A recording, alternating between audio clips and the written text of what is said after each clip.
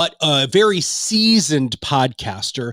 He's been doing podcasting for a while and decided that he was going to work with us, which is what we're going to dive into today. But so I get an appointment showing up on my calendar last week, and it says, Malcolm wants to talk to you. And I'm like, dude, Malcolm just started. Like, it's time for me for like a coaching call, or man, I mean, did somebody piss him off or whatever? And so, I get on the phone with him and I'm like, hey man, how you doing? And he starts off the conversation with, I have some unsolicited feedback I want to give you. And I'm like, but it was great feedback. The feedback, it was wonderful feedback. And that's what we're going to talk about today, because Malcolm is going to fix the problems that we have had, right? In marketing our stuff, right? Because we think that we cover everything. Mm-hmm. According to Malcolm, we missed some pretty important things. So Malcolm, welcome to the show, man. Yeah, thanks for having me. This was an interesting ask. Yes. Well, let's rewind, though. I want everybody to maybe just get to know a little bit more about you and how long you've been podcasting, the name of your podcast. Why don't you just, give that to us a little bit, and then we'll dive into your feedback. Yep, sure. So I actually started podcasting, I think, in 2017. It's tough for me to say at this point because I'm getting a little older and my memory is going. But as best I can recall, that's when we started. So a buddy of mine, his name is Ben Carter. We started a podcast called Manage Your Damn Money, which was an iteration even then from a YouTube series he had been doing before he and I met. So we did that we've basically been doing it up through the pandemic, made it tough to, get in the studio and do this. But then I also, as you know, pivoted from MYDM to my new podcast that's a little bit more financial advisory specific, which is called the Tech Money Podcast. But all the way through, I've been an advisor since 2011.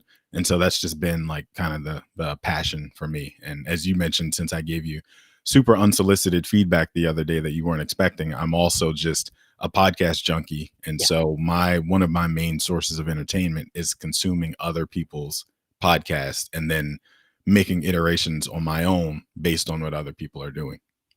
And that's what we're going to dive into. So we're big fans of OPP too, not only for you to be on other people's podcasts, but also to consume other people's podcasts. You're just going to have a much better understanding of the world and the environment that you live in.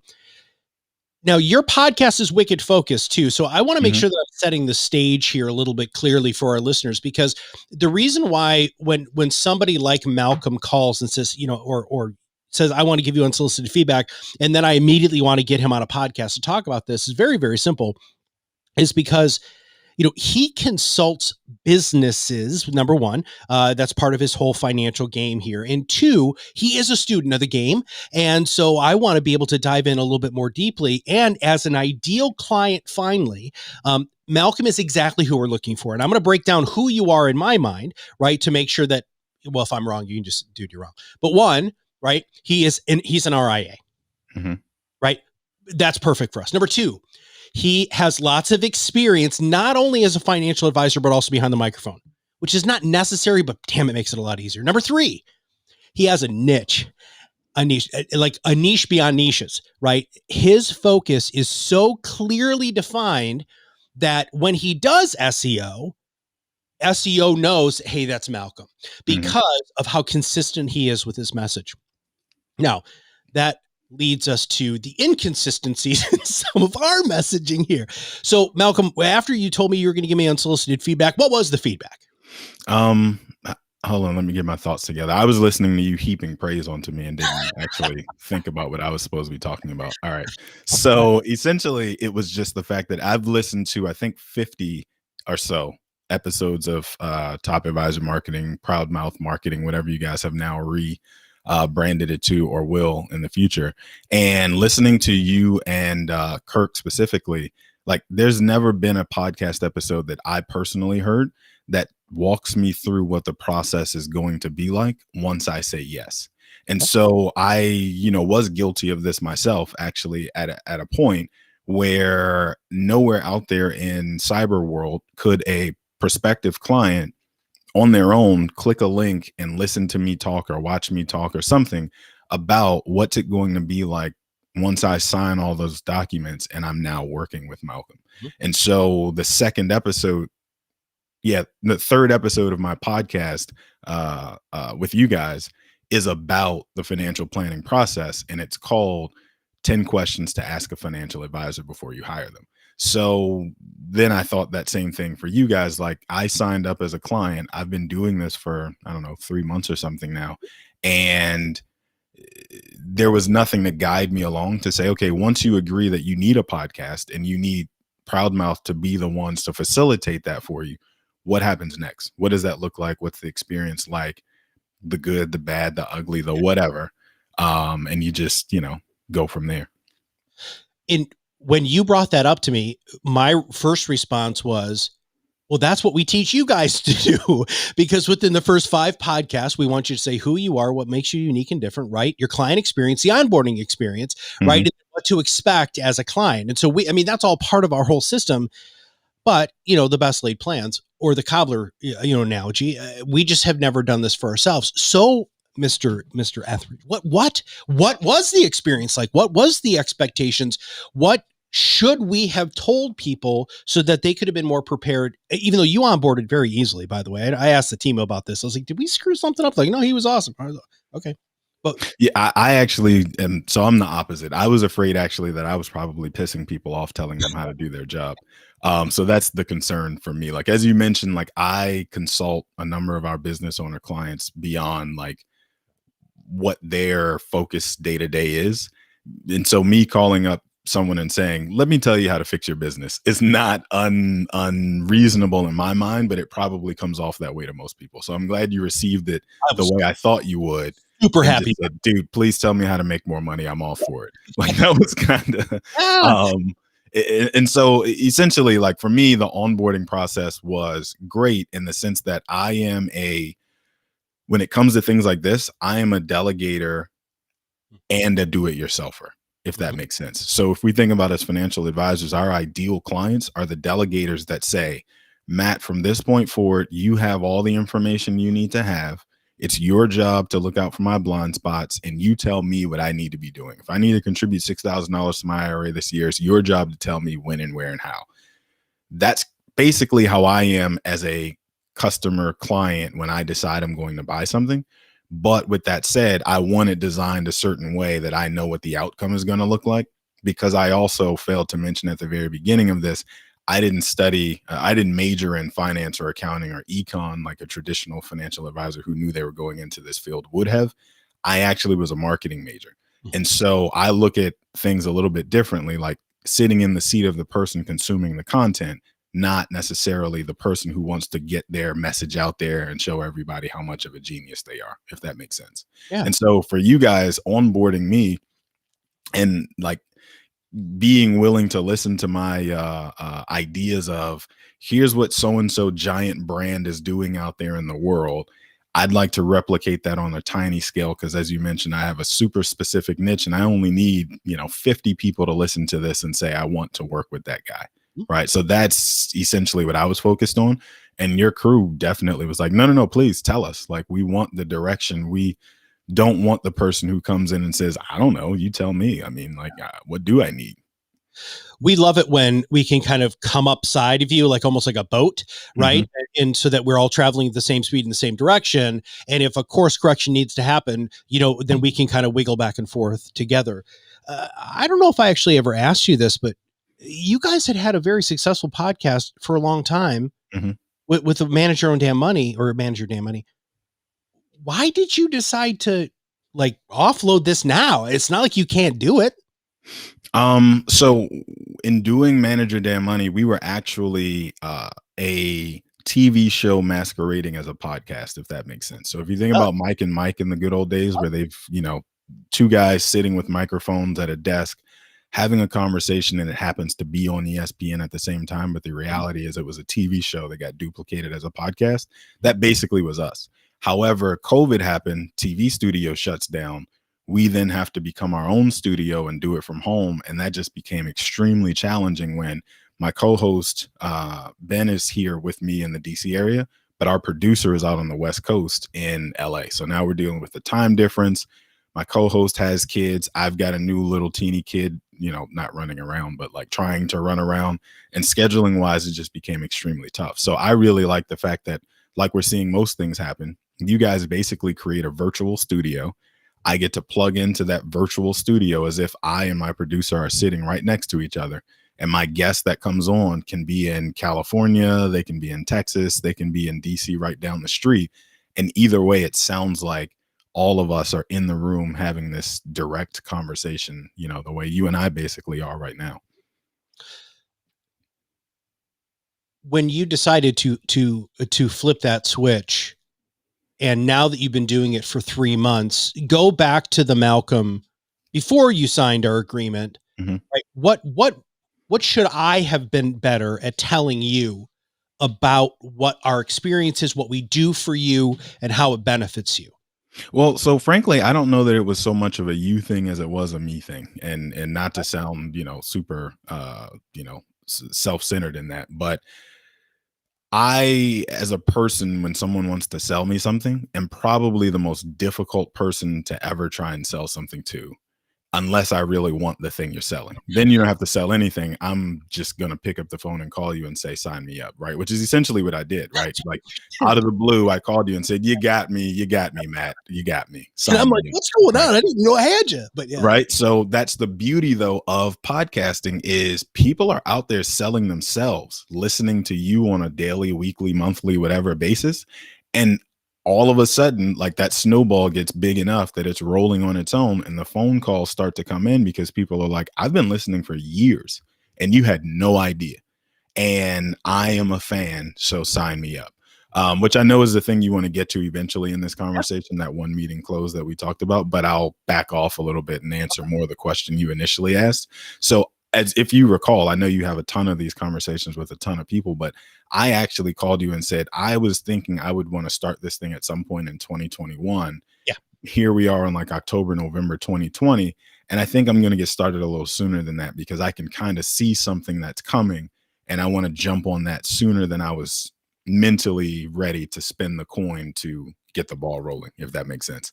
And part of the reason for that, I won't give too much away, but part of the reason for that is because I could see that we were going to be trapped in this COVID world through 2021, even though we weren't really willing to admit to ourselves that 2020 was going to stretch beyond December 31st. So we're basically in like the 15th month of 2020 at this point, right? But I could tell back in September of last year that we were going to run this thing, this work from home thing through 2021 at least.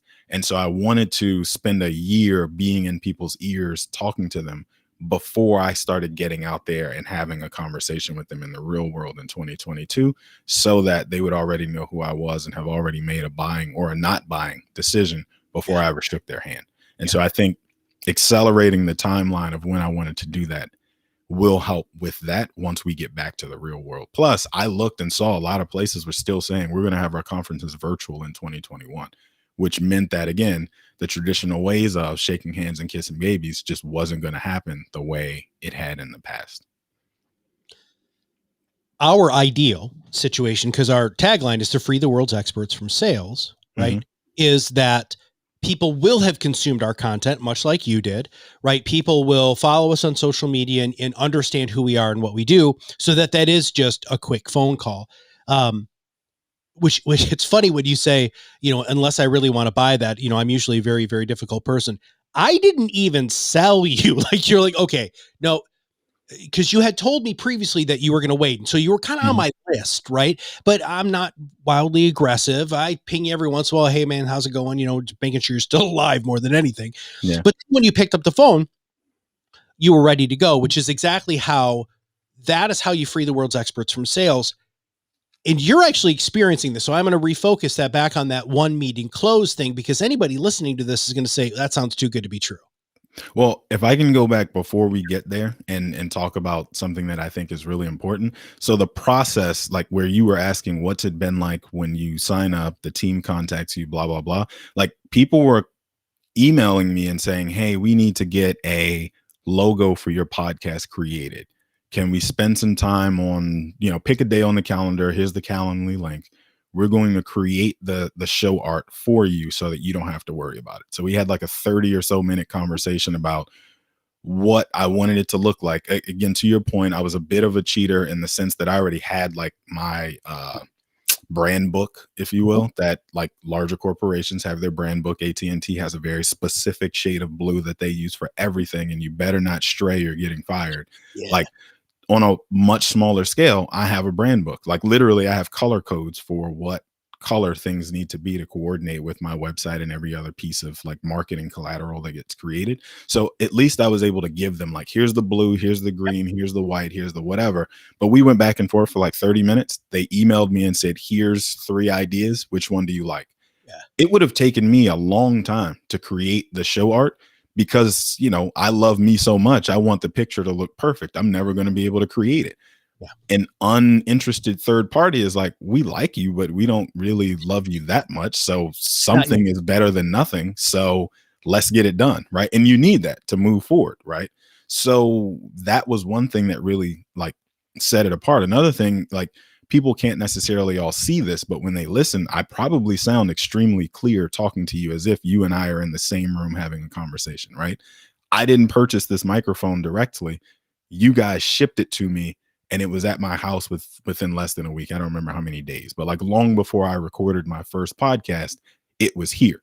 You guys also contacted me and said, hey, let's schedule a time to test out the recording equipment just to make sure that you know what you're doing and you know how to plug in wires. And, you say you're a millennial, but maybe you're a little technically challenged. So we just want to make sure, right? Like those kind of things make the process so much easier for a person who is like, I can go on Amazon and they can recommend 40 different microphone types for podcasting. And how the hell do I know which one I should actually buy? Right. Those kind of things happening in succession make a huge difference. Also, a thing that people, and you can stop me at any point if I'm Go, dude. like, right, I'm talking about how great you are. Why would you? But I just, as I'm thinking about like hosting the podcast, right? That's a piece that a lot of people, if you've never done a podcast before, you probably don't know that that's a thing you need. And what I mean is a place that the actual audio lives online so that it then gets pushed out to all the different platforms that people like to listen to. So you may assume that I record the podcast, I upload it to Spotify, and Spotify is the only place that I put my podcast episodes because I just chose Spotify because that's where I listen to them, right? Mhm. Wrong. You actually want them to go to 50 million different places all at the same time because everybody has a different preference on how they consume podcasts. Some people actually go online every week and listen to their podcast that they like via their laptop or via their desktop computer. So you've got to be on Stitcher and SoundCloud and there's a Google Play podcast app for your computer. Yeah. There's also one for your cell phone. How do you choose? And so having a place that syndicates all of that content going out to all those different places, those different platforms on your behalf is huge. That's part of what you guys do that I don't have to do, that allows me to spend more time doing what I'm good at, which is finding guests to come on the show, scripting out the episodes, making sure I know what content is going to go in there, Mhm. and then focus on my focus, if you will. So those are some of the things that I can think of off the top of my head that were huge, like to not have to do myself, that make it easier to move forward in the will I or won't I have a podcast equation you're trying to solve. But I'm going to stop now because I know Okay. you like to say if you feel like you've been talking too long, you probably have. Which is part of our pregame, which I do. But how was the time frame though, Malcolm? I mean, was it too long? Was it too short? Was it too intense? What do you think? Because we're always looking at our onboarding process, which in our agreement it does outline, within the first month, this is what's going to happen. Mhm. But we just wrote that, right? I mean, it's not like we've taken, the pulse of a whole bunch of our clients to see, was it quick enough? Was it a good pace for you? I mean, you're a busy professional who has kind of lots of irons going, like most, of the people that we work with. What Mhm. was that like? I I think it's one of those things that you have to do it all while you're thinking about it, if that makes sense. I need to get it all done so I get the box checked and I don't have to think about it anymore and I can move on. If you think about it in terms of, I don't know if you ever were an advisor first before pivoting in this direction, but when we meet with a prospective client, we say, give me these 10 documents, these statements from all the things we just talked about, and I'm going to get moving on getting you a proposal or getting you a proposal meeting or something, so that we can get the ball rolling as soon as possible, so that you feel the relief of, these people have just solved the problem that I've been carrying on my shoulders for however many weeks, however many months, however many years. Now I can take a deep breath and move on to something else that's a better use of my time. And so I think doing it all in that 30-day window is probably a really good idea, because it allows me then to say, okay, things are happening. I know, Top Advisor Marketing, Proudmouth is doing their work in the background. They will let me know when I need to do the next thing on their checklist of items that have to get accomplished, because this is what they do. So they know what the timetable is. And I can focus on what I need to do in the meantime until I hear from them again. To me, that's the perfect Good. mix. And doing it all in a 30-day window, I think is smart, because it allows me the ability to, like, now it's done, right? It's not dragged out in some long drawn out way. It's done, and I can move on. So now that you're up and running, we followed your hex codes, your brand standards, the intro and the outro that we got. You've got all of the Oh, I forgot about that. Yeah, the intro and outro of having somebody else introduce you on the show and doing the voiceover of, hey, everybody, here's the Tech Money podcast created by Malcolm Etheridge to, I don't even remember what it says. That's a shame, but like, we had a whole meeting or two about what do you want the scripting to sound like when they and the meat. introduce you and the outro. Like, Yep. I don't want to be the voiceover talent. I Mhm. don't want to be the one who has to introduce me and say, hey, world, you should listen to this guy who happens to be me, right? Like, having the professional look and feel of, there's this other person who's introducing me on my show. And then it's got background music. I didn't choose the music. You guys went out and found it based on, I said, I want this type of Yes. sound. And like, within a week, I had 5-10 different options to choose from of, is this what you mean? And I picked the one that was it, and we kept moving. Yeah, So like that too, I forgot all about that, is a big deal, I think, in creating the show and getting moving forward, right? If you're just thinking about putting one foot in front of the other and getting to done, because done is better than perfect, absolutely. then those things happening for me in the background gets me to done a lot faster than if I had to do it myself. And perfect is actually something that slows progress. It will never be perfect. We're never going to be perfect, but the simple fact that we've tried to do what we can to structure everything so that it is as easy for you to make those decisions as possible. Which again, all of this is, as an owner, this makes me super happy, right? But it was funny when I was telling the team that I was interviewing you about this. A couple of them were like, well, I work with Malcolm. And I was like, so far, I think this is going to be pretty good. But Yeah. I'm going to have obviously our entire team listening to this, including the executive team, because we don't hear this very much. So Mhm. first up, secondly, thirdly, whatever, thank you for blowing a bunch of sunshine in our direction. We love that. Keep doing it. That's great. And again, that's all good. And you And pay. in all honesty, if I did not like any of it, I would gladly call you and tell you that too. Right? Like, I That's don't nice to be. mince words about liking or not liking. I all the way love it, or I all the way hate it, and either way, I'll tell you the truth to your face. Like, so this is not me just saying it because I wanted to be on your podcast, right? Like, I genuinely Yeah. like the service that you guys have created. So let's talk about what we refer to as the intended consequence, Mhm, but a mhm, lot of people don't realize that this is the consequence, which is the philosophical underpinning of everything you've been building up to is, okay, Matt, that's great. Malcolm paid your team, an okay amount of money. Yes, they did their job, which is great. mhm, But now the ball's back in your court, man. Right? It really is, because you got to produce good content. But it's not just producing good content; it's also talking about the content. Talk to the listeners right now about, after the podcast is done, what do you do? And mhm. then what's happened? So I will preface this by saying I don't have I guess we've been kind of talking around it, but I haven't specifically talked about the show itself and its design.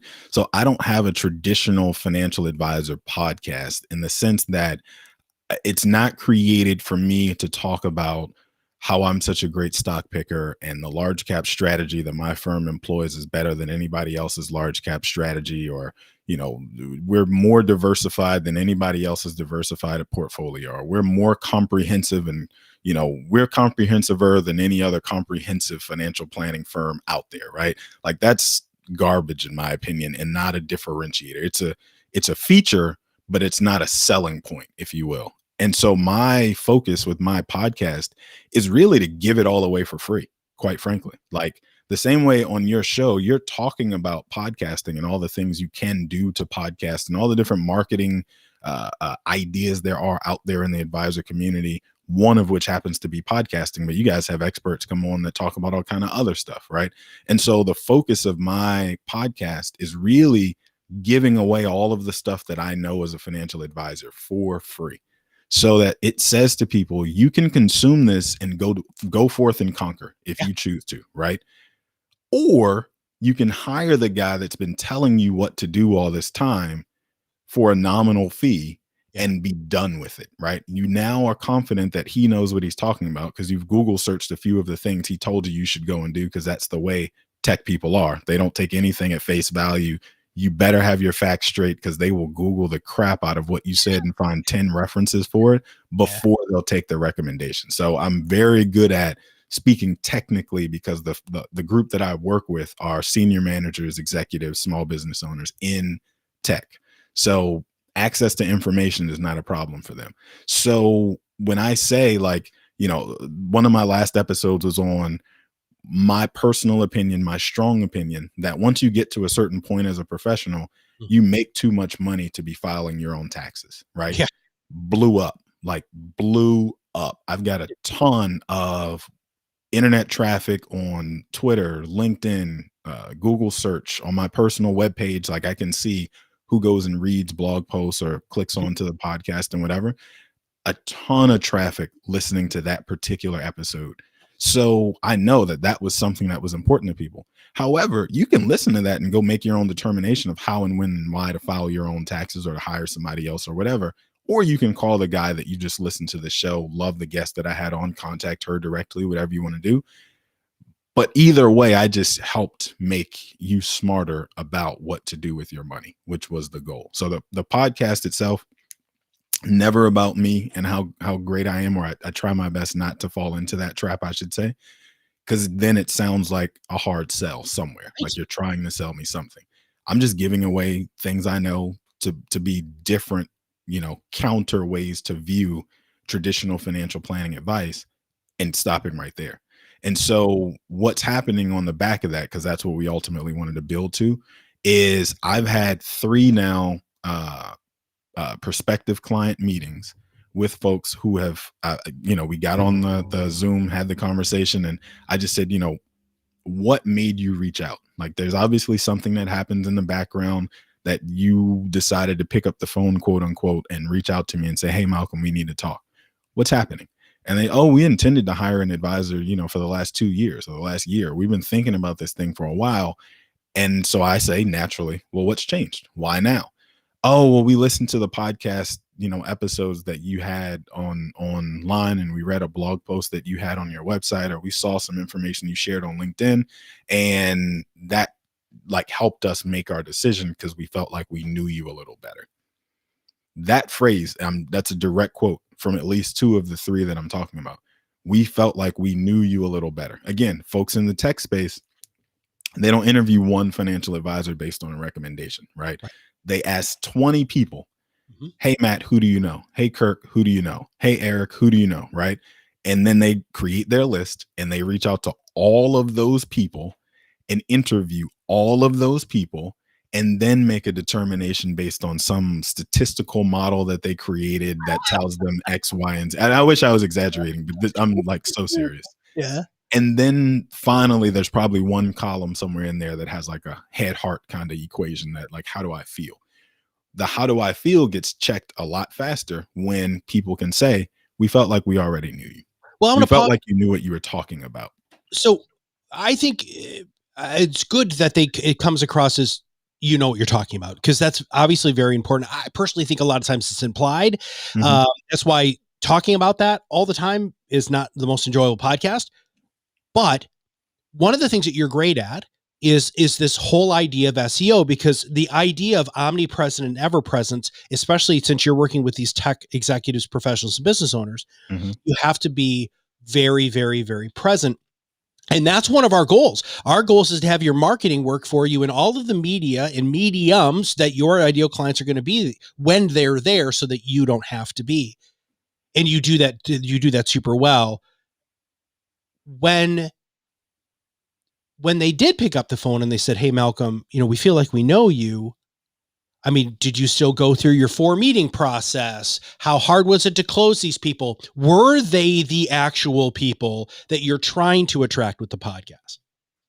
Fair question. So in the podcast, one of actually my very first episode, it's my producer Eric interviewing me about my role as a advisor and sort of who do I work with and the point of the podcast and all that kind of stuff. In there, I make it very clear who's a good fit. And so I Okay. talk about like our target client being accredited investors, our target client being senior manager, executive in tech, our target client being people who have at least $500,000 in assets or can afford our minimum $5,000 a year planning fee. On my personal website, all of that stuff is listed, products and services. You go FAQs, and in there somewhere is who's a good fit for working with you as an advisor. So they get to self-select a bunch of different ways. And I guess I should have mentioned also the new version of picking up the phone and saying, "Hey, I need to get to that advisor," is them going on the website, clicking a calendar link that says Yep. schedule a consultation, and they can schedule themselves on my calendar before I ever even know anything about them. So they've gone through the process of reading through, oh, I'm a great fit. Oh, I'm not a good fit. Oh, I'm not really sure. Let me read a little further. Right. And they've self-selected. So most of the time, I'd say 9 out of 10 times that I actually talk to somebody, they are a good fit. And it's just a matter of, do they have realistic expectations for what they want me to do? And do I do the thing that they're looking for, that they want somebody to be an expert in? And then thirdly, are they willing to pay for my expertise? So my focus is on like folks who have concentrated stock positions because they work for publicly traded companies, and a large part of their compensation is equity comp in the company they work for. And that, I mean, those tax implications are huge. And so it takes a lot of time to read through somebody's plan description and know whether or not they're a good, read through their plan description and get a good feel for what the company is going to be giving them and then give them advice on it. So I charge accordingly. And so that doesn't work for everybody. However, the people who are coming in, listening to the podcast, reading the blog posts, looking at what I'm posting on LinkedIn, Twitter, everywhere else, they have already gotten a sense for, is this the right place? Should I be somewhere else? And so the majority of people who are coming in, qualified is not an issue.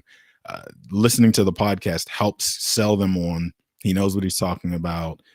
He's a decent person. I wouldn't mind having a conversation. You look at our elected officials, would I like to have a beer with that guy? Right. That's the way people, and that's probably the way people are consuming, listening to the way you explain things.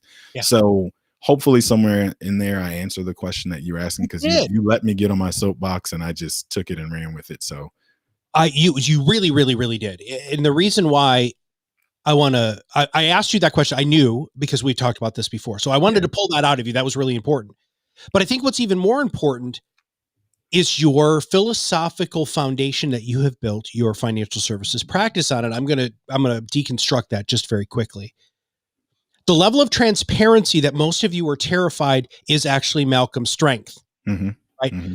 He is not afraid to put his fee structure, who he's working for, why he works for those people, why those people find it valuable that he works for those. There is no dancing around the edges, which is why when somebody comes in or sets an appointment on your calendar and you do a Zoom meeting with them, why you still have to do the sales dance. Screw the dance, man.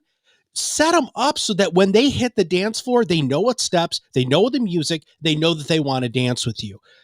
And this has happened. So you've been with us for 3 months. Mm-hmm. Okay. And you've had what would you label success? A signed client agreement. It's not a verbal, we will think about it, or we like you and we'll come back to it. No, these are people who have already signed, sealed, delivered, paid the first invoice if they're a planning only client. Mhm. just already transferring assets if they're an AUM client. Like these are people that are spoken for in the sense of like signed, sealed, delivered, right? Okay. So these are like contracts done. And if you remember when we talked about this before, I told you that one of the issues that a lot of advisors have is they think about the cost of things instead of Right. and they think, well, where's my ROI from that? If I spend $5,000 on a thing, where will I see $5,000 back? And I think it's a mistake because of the way that we get paid, the work that we do with clients, and the fact that clients stay for, I don't know what the average number is, but let's call it 10 years, right? So Yeah.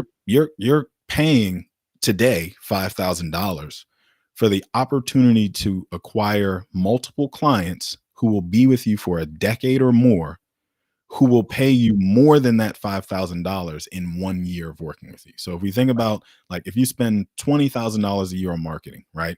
And that marketing helps to bring you one client, just one. And we know how unlikely that is, but let's just say one. I just told you our minimum planning fee is $5,000, right? So 4 years it'll take me to recoup what I just spent on bringing that client on board. That means that every other client who I bring on through that same source of marketing over that 4 year period is icing on the cake. Yeah. That's my alpha. Every single person above and beyond that one client I had to keep happy for 4 years, who I'm probably going to keep for 10 or more, That's just right. based on the statistics of how we work. Everything else is icing on the cake. Like you can't get better return metrics in any other marketing space than that. Yeah. Well, and the lifetime value of a client, which is surprisingly not something that a lot of advisors pay a lot of attention to. We always joke that you really just need to get one client.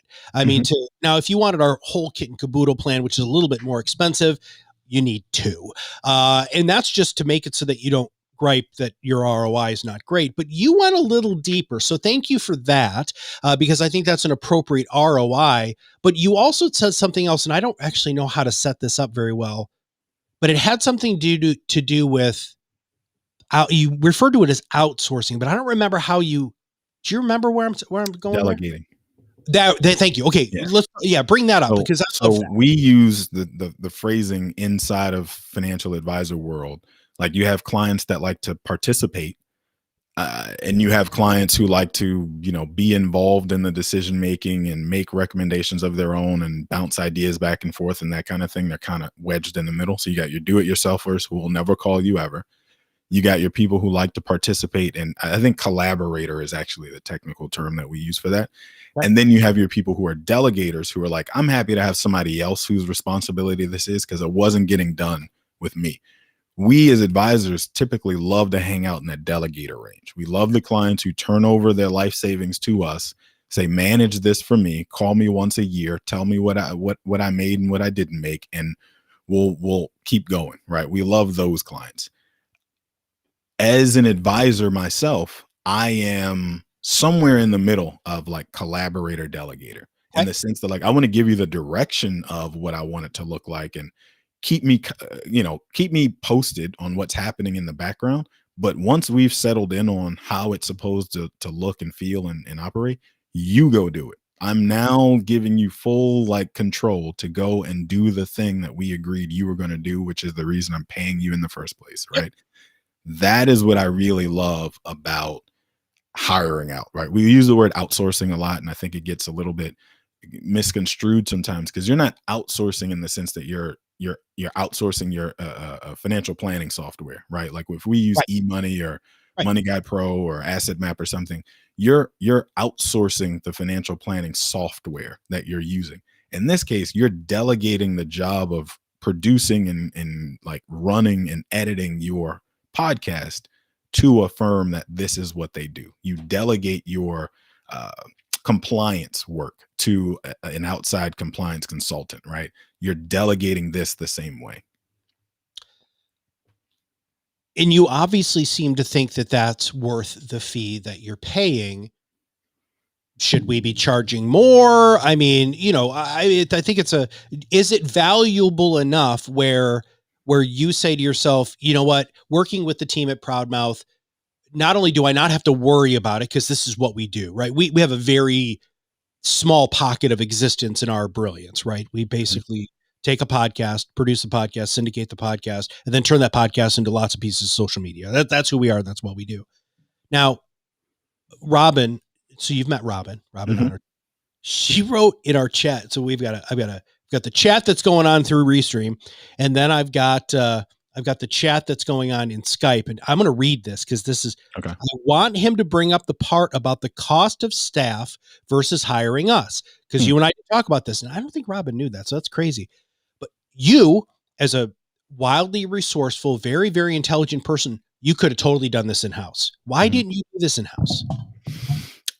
It's not even so much about what it cost on a monthly basis or an annual basis or whatever.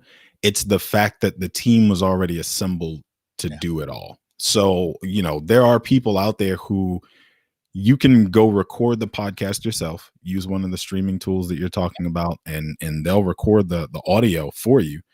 But then you've also got to find somebody to edit it. And Right. then you've also got to either spend the time yourself or find somebody to syndicate it for you and to publish it.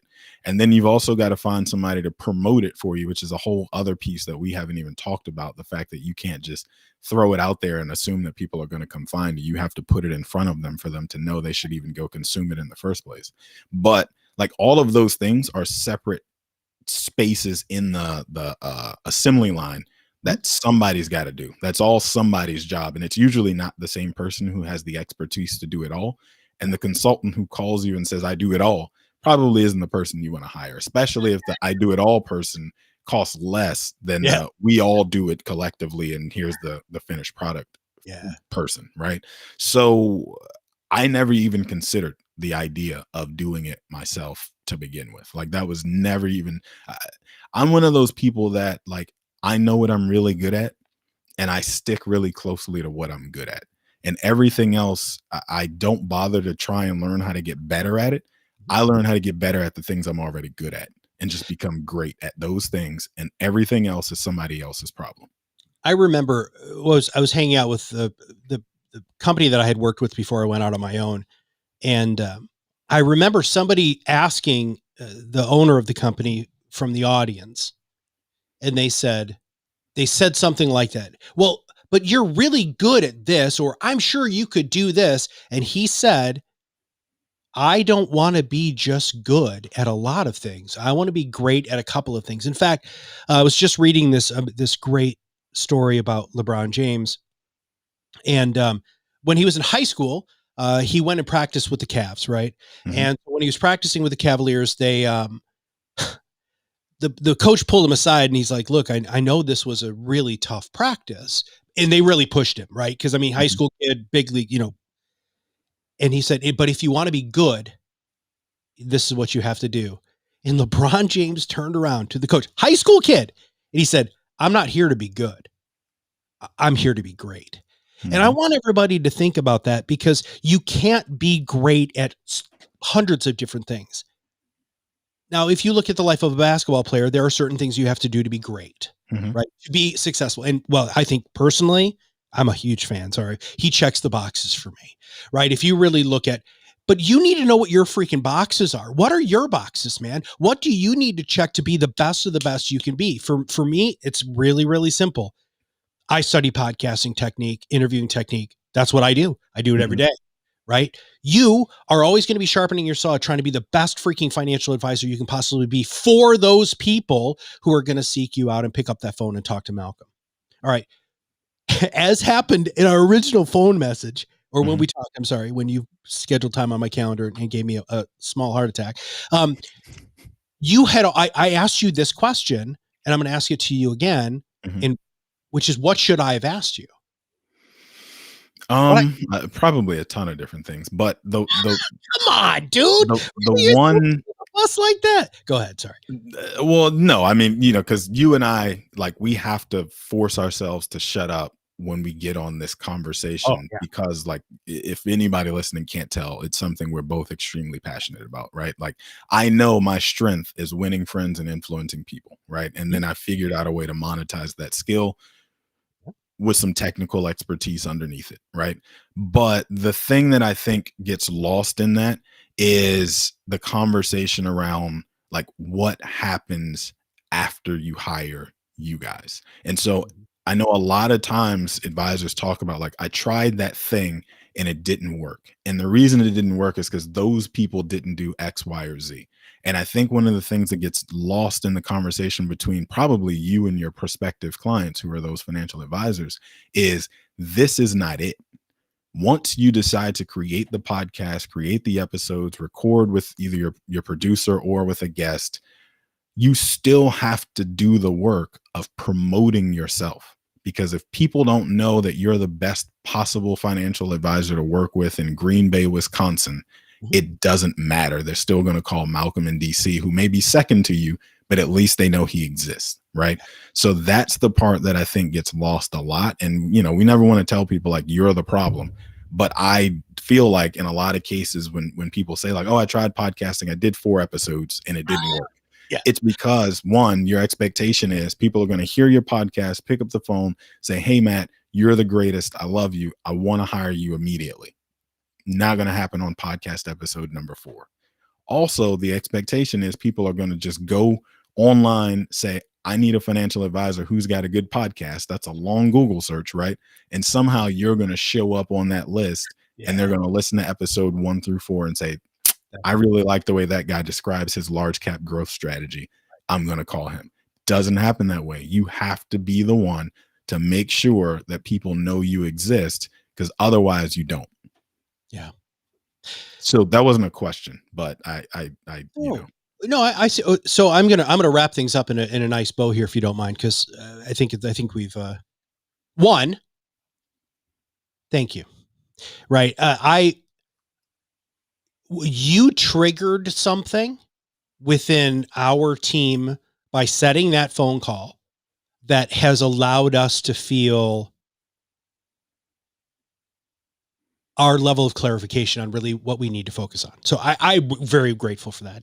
Number two, you said early in the podcast that you want to listen to somebody and then you're like, yeah, I'd have a beer with that person. That's how we vote. My Mhm. whole team wants to have a beer with you. So I have this whole stream saying I'll buy the beer even. So anyway, I thought that was nice. And then lastly,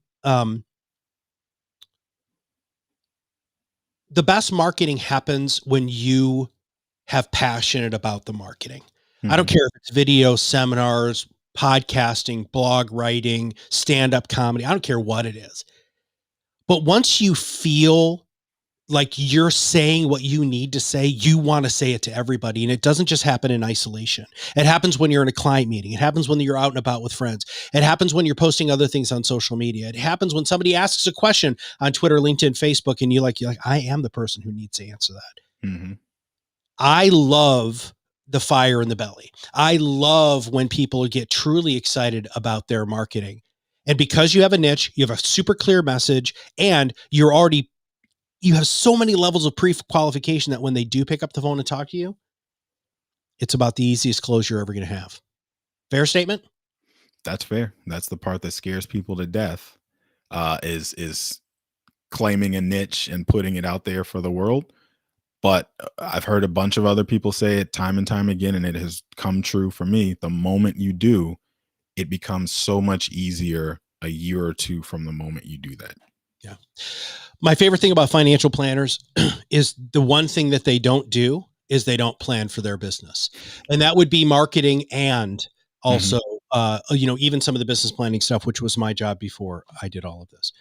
Malcolm, dude, thank you so much for being on the show. I appreciate it. I think what we're going to do is we're going to follow up with you, right? So you're 6, 9 months in. Mhm.